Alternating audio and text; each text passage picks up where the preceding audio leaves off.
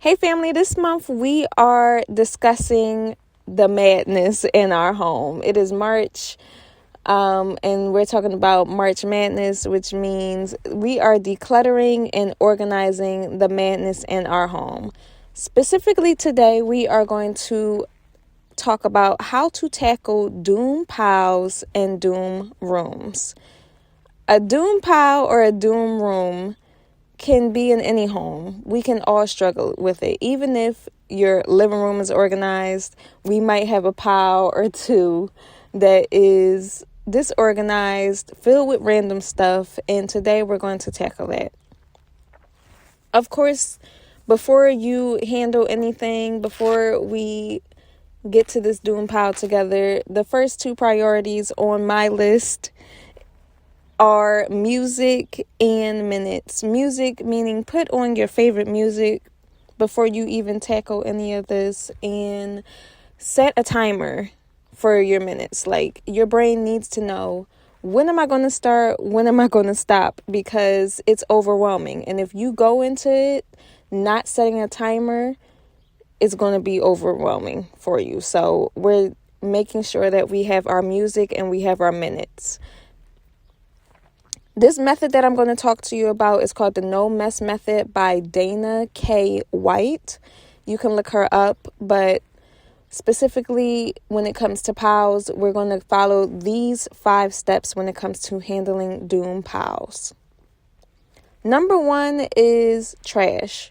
So that's paper, empty boxes, broken items. We're going through the doom pile and first finding trash. It makes it easier for our brain to let go of things when we tackle trash first. The second step is to section the easy stuff. So say if you see something in there and it's like, oh, this is a sock, this goes in the laundry room, or this is a bag, this goes in the entryway. Like, you get what I'm saying? So as you're going through the doom pile and you see things that are there that don't belong and they have a specific home, put it there, right then and there. Like, right when you see it. You pick it up, you take it to where it belongs, you take it to its designated home, and it's one less thing in that doom pile. The third step is obvious donations. So that can look like outgrown toys, outgrown shoes, clothes that you never wore, things that you got as presents and you weren't really fond of. Those can go in the donation box. So we're getting easy donations, obvious things that aren't broken, that aren't trash, but you don't use them and you haven't used them within a year. I would say 3 months, but we're going to say a year just to give yourself grace. Step 4 are, you're going to ask yourself 2 questions as you go through it. And as you go through these steps, you can always go back. So say if you are going through the pile and you're like, oh, this is trash too, throw it in the trash. Oh, this is an obvious donation, put it in the obvious donation. Oh, this belongs somewhere else in the house, put it there. But step 4, you're going to ask yourself these 2 questions. The first question is, if I needed this item, where would I look for it first?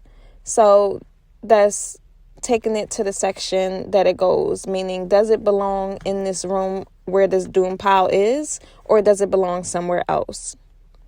The second question is, if I needed it, would I remember that I had it? So this is an important question because say if you have Christmas bags and you're like, oh, I mean, I would need this item, but during Christmas time, would you remember that you had Christmas bags already, or would you go to the dollar store and just buy some new ones? So if the answer is I would just buy new ones, then it can go. You can let go of that thing, because during that time, you're not going to remember that you had that item. So it's just going to be extra items in your home. It's just going to be extra clutter. The fifth and final step to handling doom piles is the container concept. So you have to make the things that you keep fit in its designated zone. So we're not just decluttering, getting rid of stuff, putting stuff in its proper home, and then just leaving the stuff that belongs in that room just random anywhere. No, you have to say, these keys go on this wall, my shoes go on this section, my crafting items go here. You have to have a designated area, and you have to make it fit. It cannot be on the floor. It cannot just be on a random chair. It has to be in the designated zone and actually fit in the designated zone.